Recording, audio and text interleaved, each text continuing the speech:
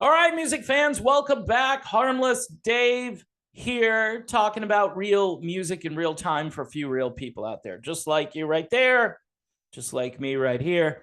All right, before I get going, here's something different. The band Heartland, this is called Into the Future. Chris Usi is the lead singer in this group. I think you say it Usi. Could be Aussie, but I think it's Usi. And look, he autographed this. Um, Really cool. This is just well done as far as kind of bluesy, a little bit like Mr. Big at times. Guy Chris sounds a lot like Eric Martin. Just I don't know. It's got all of those great rock and roll, modern rock meets classic rock elements to it. You're gonna have to go listen to it.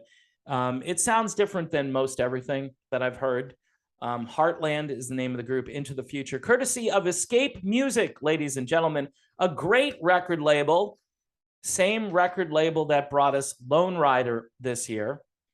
Lone Rider, people are still thanking me for telling them about Lone Rider. All I did was listen to it and tell people, I found some bread over here, folks. Come over here and check this out. And, it's what I like to do. And thanks, by the way, for supporting the band. That's all I could say is it's a cool thing when people get excited about new music. Speaking of getting excited, are you excited that Motley Crue is coming back in 2023? Holy crap, Batman. Look, again, I can't account for this. All I can tell you is that, first of all, Motley Crue, pretty much everywhere they went, got trashed by critics in that town, got absolutely decimated. Vince Neil sucking on helium. I loved the stadium tour up until the point where Motley Crue took the stage. Those were some of the things. One person actually described it like this. They said it would have been better to watch Tommy Lee do something to himself with a certain body part, right, that has been in the news quite a bit. Seriously, this is what the critics said, than to have to endure listening to Motley Crue. So Motley Crue gets trashed all throughout this tour, right? And again, there's speculation. Are they using a drum track? I don't think they're using a vocal track, because then you wouldn't have the Vince Neil on helium thing. You would have like, hey, they sound pretty good, right? You wouldn't, and then people would say, it's a vocal track. That's why they sound pretty good. Look, Nikki Sixx is still a formidable musician. I don't know. And he's really excited. He's like, hey, it's so great to be back out there. And boy, did we have fun. This is going to be great. And apparently they're coming back for 2023. Now, what's funny is there's a website called Motley Crue Tour 2023. And then it says, this is not an official website. And then it has a place for you to buy tickets. But then when you hit the button, it takes you nowhere. It says there are no tickets available as of yet. So maybe, they're getting ready to announce the tour dates in 2023. I think when they left the stage for their last show, they said something like, we'll see you in February. So, yeah. I don't know, folks. Look, they're getting trashed. They don't sound all that great. In some cases, it's been more about what you're going to see at the Motley Crue show, the depravity that you're going to be surrounded by. And, Tommy Lee says that society has gotten soft. I don't know if he should have used that particular word, but in any event, that's what he said about people not wanting to see certain things. Adults, not just children. It's bad enough that you're bringing your 10-year-old or your 12-year-old, which you probably shouldn't do. I do agree with him on that point, is don't bring your 12-year-old or 10-year-old to go see the stadium tour, right? At least the Motley Crue portion of it. I don't know if there's a problem with any of the other bands. Like I said, I had a proposal, redo the stadium tour, get Crue off of it, get a whole bunch of other people into it. I mean, I guess it's supposed to be this hard rock, heavy metal thing, which just put some good bands together. Put good bands together. You don't have to put them into a classification.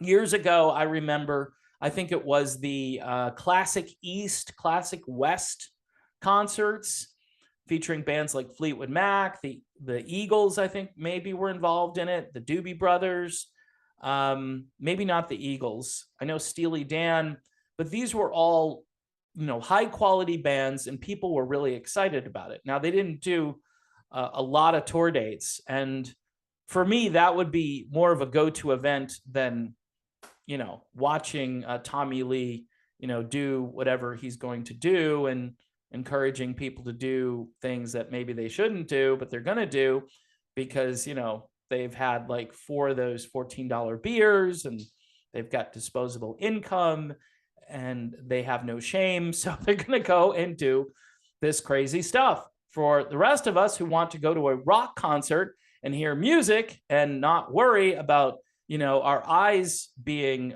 destroyed by what we're going to see, then, you might want to just attend another event. There's this concert that has been going on all summer, this tour with, I think, Tommy DiCarlo, lead singer of Boston, August Zadra, who is part of Dennis DeYoung's band, and I think Bret Michaels, who has now gotten involved with this, or this might have just started, but somebody sent me a link to it. 3 really good artists playing together. If you like Boston and Styx and Poison, to me, that's enough. I mean, if you want to add a 4th band to that, it would be pretty cool. It's better than that, fake Asia thing that's out there with the singers who are not really able to sing anymore. I'm just telling it like it is. So again, for geezer rock folks like us, it's a little bit difficult to find great shows to go see. I got a friend, John, from Texas, and he's always sending me stuff. He went to see Sammy Hagar along with George Thorogood. Great idea to put those 2 artists together. He said it was fantastic, and George was great. George is the ultimate halftime at the Super Bowl. George Thorogood and the Destroyers would be amazing at halftime for an NFL game. It would bring credibility back to the NFL, and men would actually turn in or tune in. They wouldn't turn in. I typically turn in, but because it's late. But and typically the game sucks, and there are 2 teams I don't want to see, and the commercials are lousy. But in the case of, hey, halftime, it's George Thorogood, and all of the the folks on Instagram are gonna be like, who, what, who's George Thorogood? TikTok people are gonna be like, I've never heard of this guy. Oh, look, he's an old grandpa, and he's out there doing Bad to the Bone. People are gonna be like, whoa, Anyway, one more time on Heartland. This is really good stuff, people. This singer, Chris Usi, in this group, he is one of the better singers you're going to hear if you've not heard of him before into the future. His career dates back to the 1980s. He's been in several bands that, didn't get off the ground here in the United States, but still an amazing singer and a really good album to listen to. And thanks for tuning in, by the way. Thanks for subscribing to the channel. Don't forget Patreon for $1 a month. I think I had a new patron sign up on Sunday. So thank you so much for doing that. And anyone else for $1 a month. You can have really good conversations. I post links to things that I find, and people can go find them and like them or not like them. It's up to you, but it's just what I do to try to keep the channel interesting over there on Patreon. Thanks again, and I will see you soon.